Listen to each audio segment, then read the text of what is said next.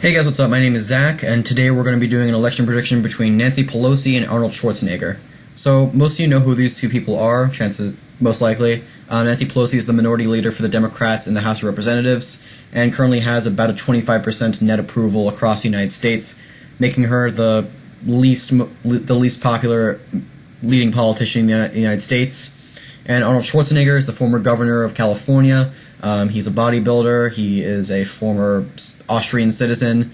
He is known for franchises like the Terminator franchise, Total Recall, Conan the Barbarian, and a number of other films.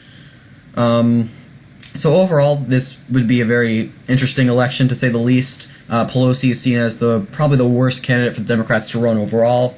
If you've seen my last Nancy Pelosi election prediction video, you can see that. And Schwarzenegger is seen as kind of a black sheep of the Republican Party. He is very critical of Trump. That's one thing that is a big characteristic of him. He's pretty much taken himself out of politics, so that's a pretty easy position for him to make, that being very critical of Trump. He's been vocally against Trump even as a Republican. So that will play a big factor in terms of the electorate going into an election prediction between these two. So before I begin, I just want to address the events of yesterday.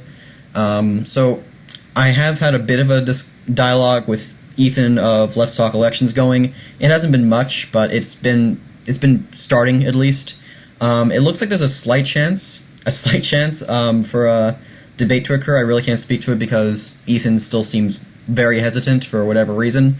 But there is a dialogue, and I will continue to pursue it, and I would hope that you as my subscribers would pursue it as well. I think that, like I said in the last video I made, both our audiences will enjoy it, and I think it'd be pretty constructive overall.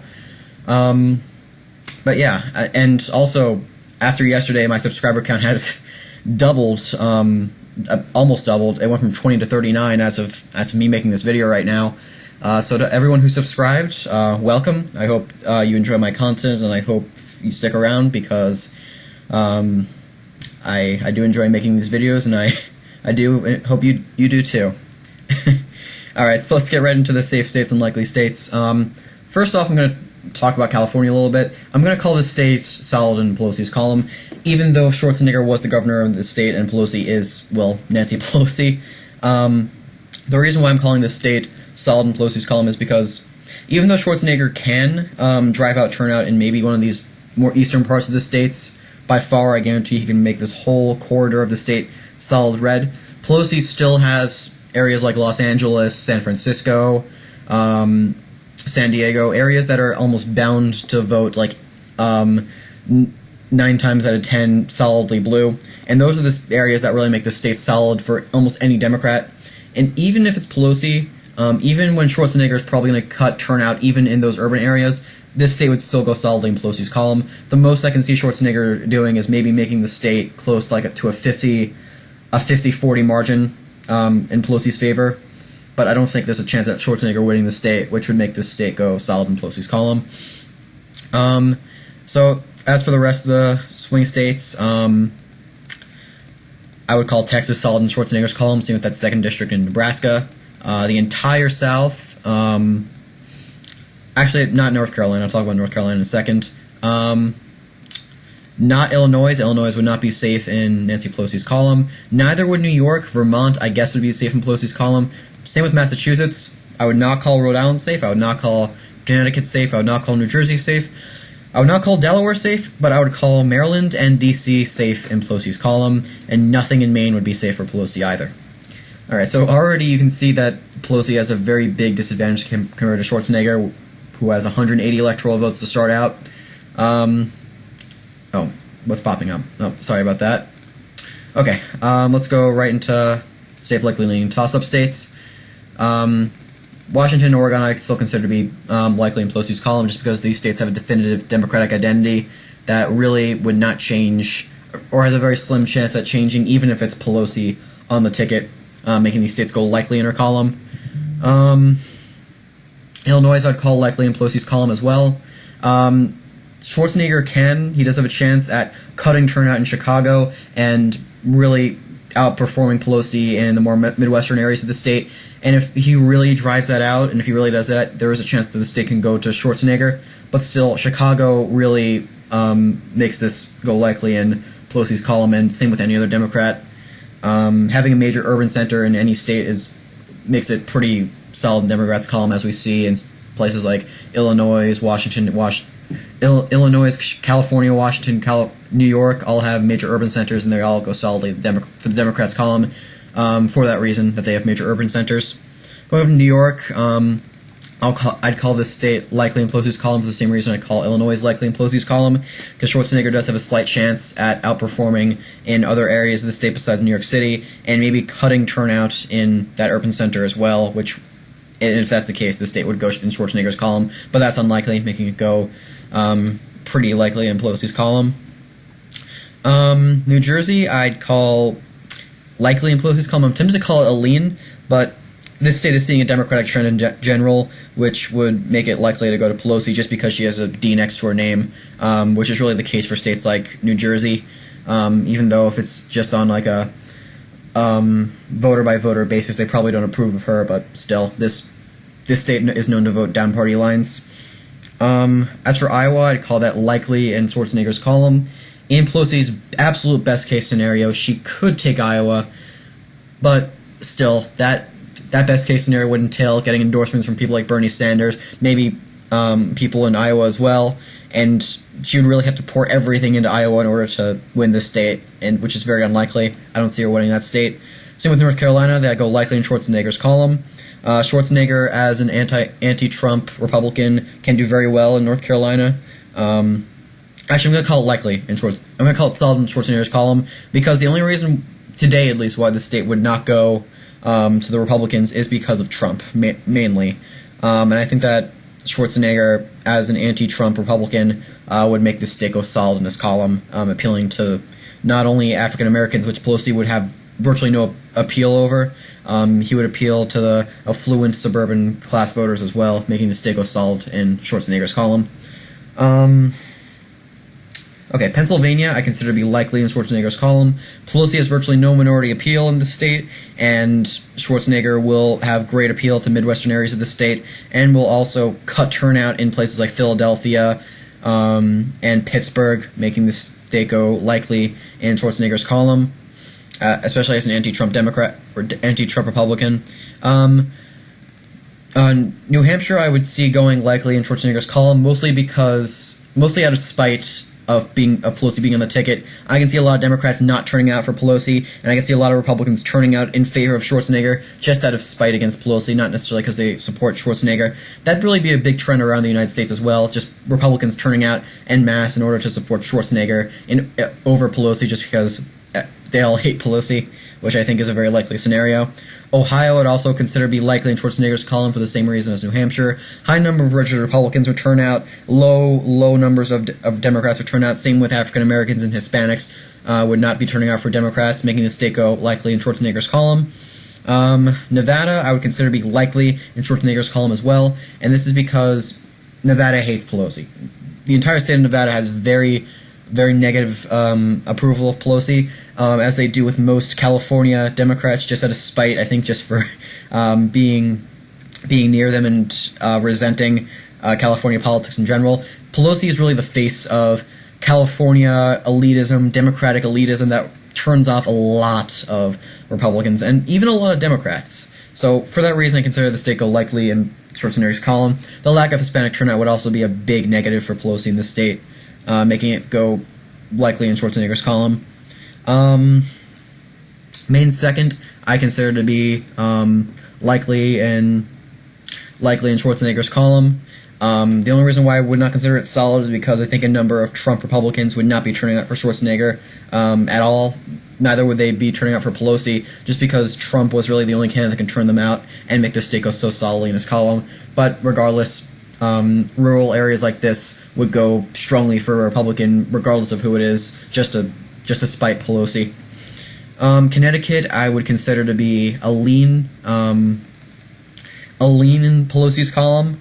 Actually, I consider to be a lean in Schwarzenegger's column, just because Connecticut really resents the they have a strong resentment for West Coast elitism. They have a strong resentment towards Democratic elitism.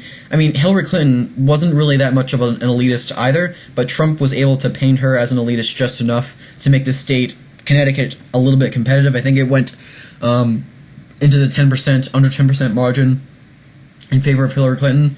And Pelosi is someone who's well known to be a Democratic elitist, so for someone like that, Schwarzenegger can very easily win this state against her. Well, not very easily, which is why it's a lean in Schwarzenegger's column, but still, I don't think that Pelosi would win this state. Rhode Island, I would call a lean in Pelosi's column. I think that, given Providence and the Democratic identity of the state in general, it's unlikely to go to Schwarzenegger, but Schwarzenegger could definitely have the same kind of appeal that would make Connecticut go to him in Rhode Island, which would make the state competitive. Maine's 1st District, I would consider to be leaning in Schwarzenegger's column. This entire state in general, I don't think is likely to go to Pelosi. That 1st District, I can see Schwarzenegger winning just because as New England Democrats would not turn out for her, and New England Republicans would turn out en masse in order to